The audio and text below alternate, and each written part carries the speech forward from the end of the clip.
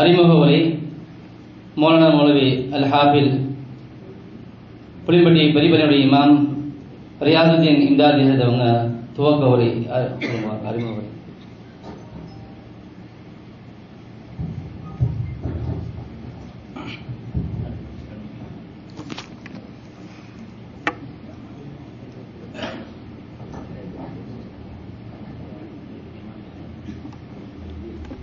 السلام عليكم ورحمة الله وبركاته. الحمد لله والصلاة والسلام على رسول الله وعلى آله وأصحابه حزب الله. எல்லாம் வல்ல அல்லாஹ்வின் மகத்தான கருணையினால்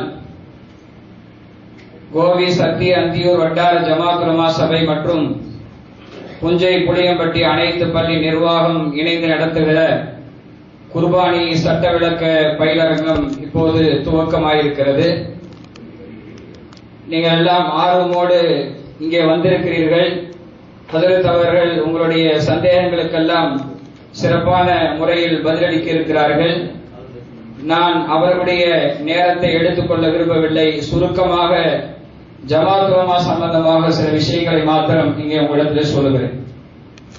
மரியாதைக்குரியவர்களே, ஜமாத்துல் உலமா என்று சொன்னால் உலமாக்களினுடைய கூட்டமைப்பு. உலமாக்கள் எல்லாம் ஒன்றிணைந்து செயல்படுகிற ஒரு அமைப்பு. இதை நீங்கள் யூனியனாகவோ சங்கமாகவோ நினைத்துக் கொள்ளக்கூடாது. இந்த உலகத்திலே எத்தனையோ தொழிலாளர்கள் நலச்சங்கம் இருக்கிறது, அதே போல பணியாளர்கள் நலச்சங்கம் இருக்கிறது. அவர்கள் எல்லாம் தங்களுடைய சுயநலத்திற்காக தங்களுக்கு சம்பளம் போதவில்லை என்று போராட்டம் நடத்துவார்கள்.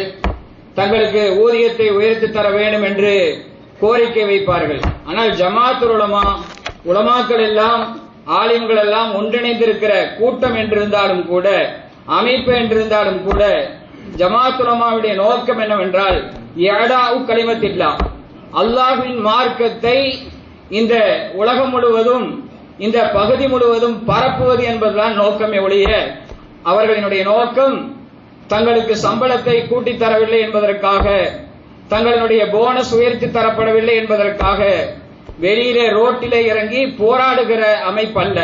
அதை நாம் தெளிவாக புரிந்து கொள்ள வேண்டும். அதே போல உலமாக்கள் ஒன்றிணைந்து செயல்படுத்துகிற ஒரு காரியமாக இந்த காரியம் இருக்கிறது. பொதுவாக ஒருகை ஓசை வராது என்று சொல்வார்கள். ஒரு ஊரில் நல்ல காரியங்கள் நடைபெற வேண்டும் என்று சொன்னால் இந்த ஊரில் இருக்கிற ஜமாத்துகள் எல்லாம் தனித்தனியாக இணைந்து ஒரு காரியத்தை செயல்படுத்தாமல் எல்லாம் ஒருங்கிணைந்து இந்த ஊரின் மேம்பாடு என்பதை கருத்திலே கொண்டு எல்லா ஜமாத்துகளும் ஒருங்கிணைந்து எத்தனையோ காரியங்களை சாதிக்க வேண்டியது இருக்கிறது. அப்படி இறங்கி சாதித்தால் நிச்சயமாக இந்த ஊரிலே பல்வேறு விதமான மாற்றத்தை கொண்டு வர முடியும்.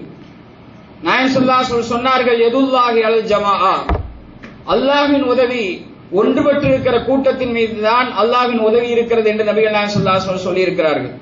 தனித்திருக்கிற ஆட்டை ஓநாய் அடித்து சாப்பிட்டு விடும். கூட்டாக இருக்கிற ஆடுகளை ஓநாயால் வீழ்த்த முடியாது. அதே போல நாம் தனித்து தனியாக இயக்கமாக அமைப்பாக செயல்பட்டுக் கொண்டிருந்தோம் என்று சொன்னால் ஷைத்தானுடைய தாக்குதல் நிச்சயமாக இருக்கும். ஓநாய் எப்படி தனித்திருக்கிற ஆட்டை அடித்து சாப்பிட்டு விடுகிறதோ அதுபோல் அடித்து சாப்பிட்டு விடும். எனவே நாம் ஒன்றுபட்டு நம் ஊரிலே பல்வேறு விதமான முன்னேற்றங்களை எடுத்து செல்ல வேண்டியது காலத்தின் கட்டாயமாக இருந்து கொண்டிருக்கிறது. அந்த அடிப்படையில் தான் உலமாக்கள் எல்லாம் ஒன்றிணைந்து இன்றைக்கு இப்படி ஒரு கூட்டத்தை இங்கே ஏற்படுத்தி இருக்கிறார்கள். அனைத்து ஜமாத்துகளும் ஒன்றிணைந்து இந்த கூட்டத்தை ஏற்பாடு செய்திருக்கிறது.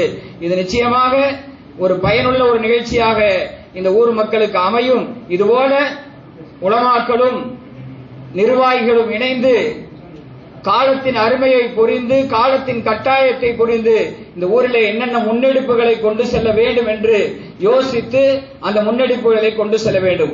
இப்போது +2 முடிவுகள் வந்திருக்கிறது. அந்த +2 முடித்திருக்கிற மாணவர்களுக்கு அவர்கள் என்ன மேற்படிப்பு படிக்க வேண்டும் என்பது போன்றதான வழிகாட்டுதல்கள், காலத்திற்கு தேவையான வழிகாட்டுதல்களை உலமாக்களும் நிர்வாகிகளும் இணைந்து செயல்படுத்துகிற போது நிச்சயமாக நமது ஊர் பல்வேறு விதமான முன்னேற்றங்களை அடையும் என்பதில் சந்தேகமில்லை. அல்லாஹு தஆலா அப்படி இணைந்து செயல்படுகிற ஒரு அமைப்பை அல்லாஹு தஆலா தந்தல்வானாக. இந்த கூட்டம் நல்ல முறையிலே நடப்பதற்கும் மக்களுக்கு பலனுள்ளதாக அமைவதற்கும் அல்லாஹு தஆலா கிருபை செய்வானாக என்று கூறி எனது உரையை நிறைவு செய்கிறேன். வாய்ப்புக்கு நன்றி. வஸ்ஸலாமு அலைக்கும் வரஹ்மத்துல்லாஹி வபரகாத்துஹு.